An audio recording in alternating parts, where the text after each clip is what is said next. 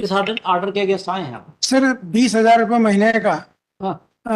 Maintenance award हुआ है अच्छा, आ गए। बच्चे के लिए, हाँ। उसके खिलाफ है। माननीय, मेरे द्वारा जब विचारण न्यायालय के समक्ष भरण पोषण की याचिका प्रस्तुत की गई तो पत्नी का मेंटेनेंस निरस्त कर दिया गया, बच्चे का 20,000 अलाउ किया गया। उससे व्यथित हैं आप? जी माननीय। पत्नी को नहीं मिला इसलिए व्यथित हैं आप? जी। तो आपको ज्यादा हो गया, जी अमाउंट ज्यादा हो गया जी। तो? मतलब दोनों रेलवे में एम्प्लॉय हैं। पति पत्नी दोनों? दोनों। मेरा दूसरा सबमिशन ये है कि इन्होंने 12,300 रुपये महीना मांगा और कोर्ट ने इनको 20,000 रुपये महीना दिया। तो कोर्ट को पावर नहीं है सब में कहे? नहीं नहीं, पर सर जो मांगा नहीं। हाँ, बहुत सारे मामले ऐसे हैं कि जिन्होंने मांगा उसे ज्यादा मिल गया। सर, कोर्ट के पावर को तो मैं कह नहीं सकता कुछ भी। माननीय। छोटे से बयान है, थोड़ा पढ़ना चाहता हूँ। हाँ हाँ बिल्कुल। आवेदक क्रमांक 2 शुभ वर्तमान में मेरे साथ निवास कर रहा है और उसकी आयु लगभग 11 वर्ष है। हमारा पुत्र शुभ वर्तमान में Saint Joseph convent school Ratlam में कक्षा 4 में अध्ययनरत है। मैं अपने पुत्र शुभ की स्कूल की फीस देती हूँ, जो वर्तमान में लगभग 27,500 वार्षिक होती है।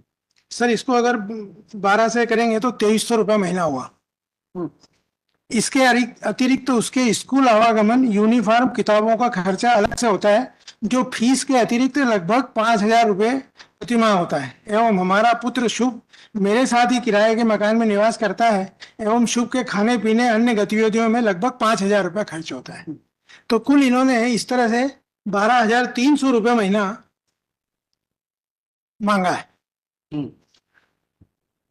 इसके अतिरिक्त मैं भी अपने ऊपर राशि व्यय करती हूँ, जो लगभग 15 से 20,000 रुपये प्रतिमाह हो जाती है, क्योंकि मैं रेलवे में नौकरी करती हूँ और मुझे कार्यालय आना जाना पड़ता है एवं गृह कार्य हेतु नौकरानी भी रखी है।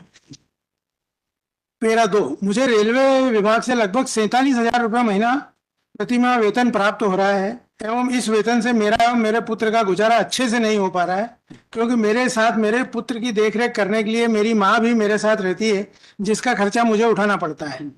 मैं अपने पुत्र शुभ को अच्छे से पढ़ाकर बड़ा आदमी बनाना चाहती हूँ एवं स्कूल में प्रतिवर्ष फीस बढ़ जाती है। मुझे अपने एवं अपने पुत्र शुभ के भरण पोषण व्यय हेतु क्रमशः 30,000 रुपये एवं 20,000 रुपये प्रतिमाह, इस तरह कुल 50,000 रुपये प्रतिमाह की आवश्यकता है, जिसे देने के लिए अनावेदक सक्षम है। अनावेदक भी रेलवे विभाग में सीनियर यंत्री के पद पर मुंबई में पदस्थ है एवं अनावेदक को समस्त कटौती के बाद 74,500 रुपये वेतन प्राप्त होता है। अनावेदक का वेतन पत्रक प्रदर्श P1 है एवं मेरा वेतन पत्रक प्रदर्श P2 है। मुझे निश्चित रूप से नहीं मालूम कि फ्लैट में कौन रहता है, परंतु मैं 2-3 बार सोसाइटी में गई थी तो मकान में ताला लगा था एवं चौकीदार ने बताया कि फ्लैट में 3 लोग किराए से रहते हैं। इस तरह अनावेदक फ्लैट से भी आय अर्जित कर रहा है।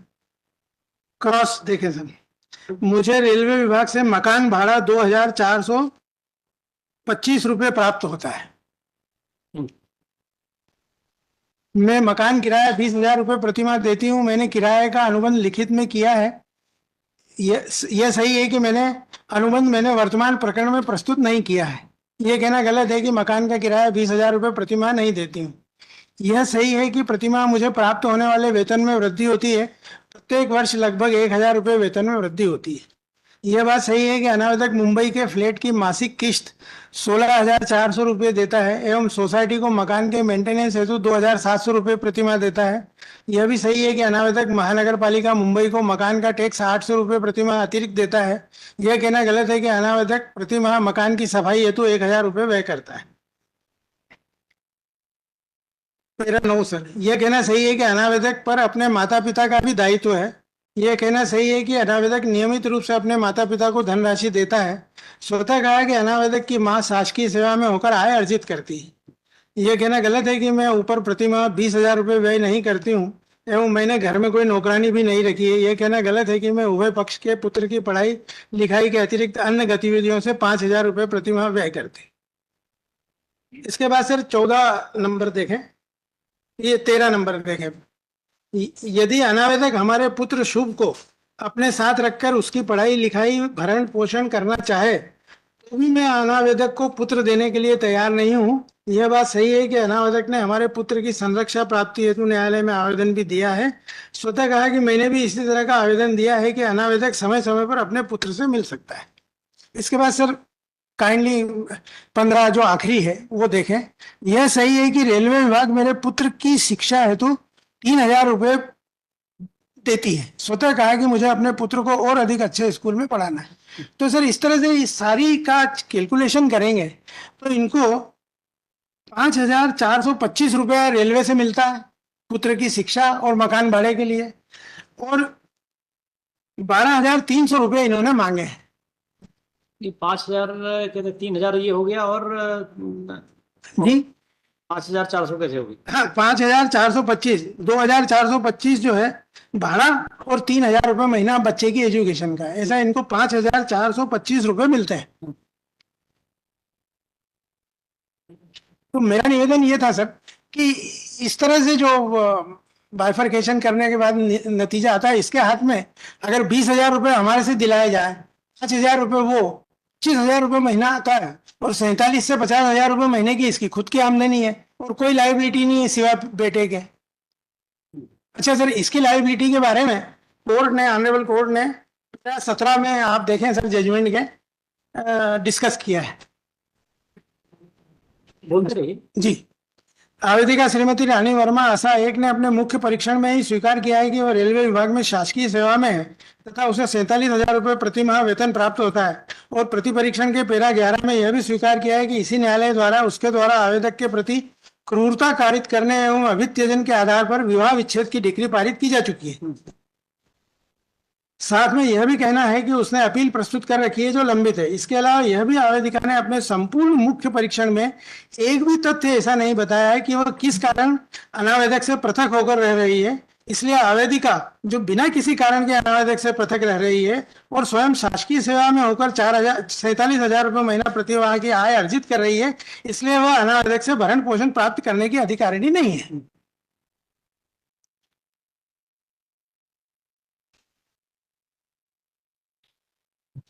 अब सर इस संबंध में जो मजिस्ट्रेट महोदय ने जो कैलकुलेशन किया उसमें उनको ये देखना था कि जो क्लेमेंट है, जो प्रार्थी है, उनकी आय कितनी है, और उसको उसमें एडजस्ट करने के बाद वो अपना निर्णय लेने के लिए मजिस्ट्रेट महोदय इम्पावर्ड है। साथ ही सर उसमें यह भी कहा है कि ये मैं पेश कर रहा हूँ कि लग्जरियस लाइफ के लिए भरण पोषण नहीं है। भरण पोषण आपको अपनी वेग्रेंसी को दूर करने के लिए मिलता है, जो कि मैंडेटरी, मतलब जो जरूरी है। अब सर इन्होंने अभी रिसेंट बलेनो खरीदी है, they are enjoying luxurious life, और हमसे मेंटेनेंस मांग रहे हैं। और कुछ सर इसके अलावा ये खुद भी आया है, इसकी स्थिति को 1-2 मिनट आप सुन लें तो। नहीं नहीं, बिल्कुल नहीं सुनेंगे जी। What for you are here? जी जी। After spending such time and you नहीं, sir. think that he should be heard. जी। I am sitting idly here. जी जी हाँ जी हाँ। अब सर इसके बाद जो स्थिति है वो ये है कि आज रानी वर्मा को करीब 25,400 मिल रहे हैं। तो मेरा आपसे निवेदन जो करबद्ध है वो ये है कि इसको सर रिड्यूस करके रीजनेबल किया जाए, या जितना मांगा है उतना दिया जाए। नेक्स्ट। जी मैम। माननीय सर्वप्रथम मेरे द्वारा 125 का जो आवेदन प्रस्तुत किया गया उसमें मेरे द्वारा राशि ₹50,000 की मांग की गई मेरे व मेरे पुत्र के लिए। इसमें माननीय इन्होंने जो अभी कथन पढ़ के बताया, उन कथनों में भी जो रानी वर्मा के कथन हुए हैं, तो उसमें इन्होंने पैरा नंबर 3 में स्पेसिफिक बताया कि मैं अपने पुत्र शुभ को अच्छे से पढ़ाकर बड़ा आदमी बनाना चाहती हूँ एवं स्कूल में प्रतिवर्ष फीस बढ़ जाती है। मुझे अपने पुत्र शुभ भरण पोषण हेतु क्रमशः 30 और मुझे 20,000, इस प्रकार कुल 50,000 रुपए चाहिए। अब माननीय इनके आय के संबंध में, ये रेलवे में इंजीनियर हैं और आपने अपनी आपका ऐसा कहना कि जो आपने मांगा था उससे ज्यादा का ऑर्डर हो गया, सही है? नहीं, गलत, टोटली रॉन्ग मानिए। मैंने 50,000 रुपए मांगे, मुझे 20,000 ही मिले, और 50,000 का मेरा आवेदन है, और मेरे पैराग्राफ नंबर अपने कथन के 3 में स्पेसिफिक बताया कि मुझे 50,000 रुपए में 20। हाँ ठीक है, और कुछ? अब मानिए इनके जो कथन हुआ है, इनके कथन का पैराग्राफ नंबर 7, इसका सुनील जी का मानी अनावेदक का।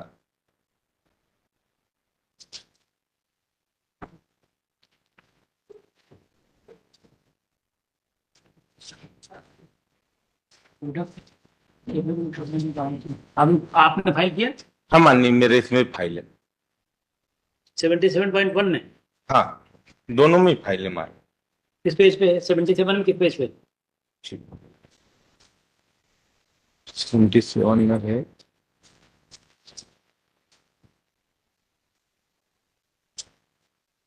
पेज नंबर 32 माननीय। Page number 32। हाँ, सुनील वर्मा। जी माननीय। 32 माननीय, पैराग्राफ नंबर 7।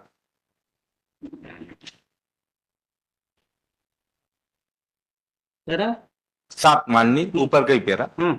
फरवरी 2022 में मेरा वेतन 90,000 रुपए बना है। तो इनका जो फरवरी का वेतन था वो माननीय 90,000 था। अब इस संबंध में माननीय जो विचार न्यायालय की फाइंडिंग आई है कि मुझे क्यों नहीं दिया, तो मुझे 2 कारणों से नहीं दिया। एक, मैं इनसे बिना किसी कारण के दाम्पत्य जीवन का निर्वाह नहीं करने के कारण मेरा तलाक हुआ। सेकंड, कि मैं आय अर्जित कर रही हूँ माननीय। तो यहाँ पे तकनीकी बिंदु ये आता माननीय कि मेरा इनसे तलाक हो गया था। तलाक होने से जो बाद में साथ रहने की बात है वो खत्म हो जाती माननीय।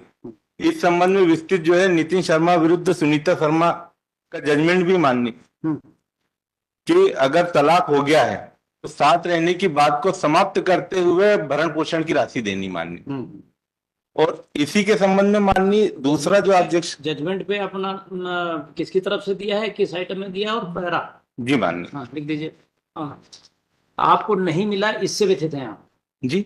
लड़के हाँ, को ज्यादा मिला, ये इधर इससे से। व्यथित है ये। हाँ।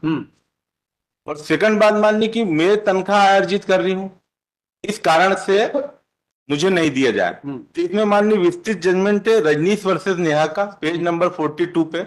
यदि पेज नंबर और पैरा दोनों। जी माननीय आय इनकम भी है तो भी अपनी लाइबिलिटी से मुक्त नहीं हो सकते ये, और इनको पेमेंट देना पड़ेगी। थर्ड माननीय, कितना देना है,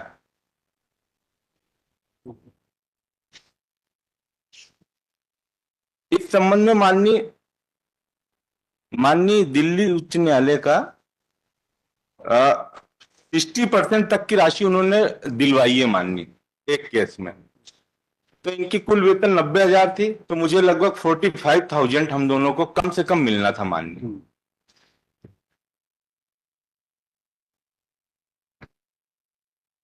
और कुछ?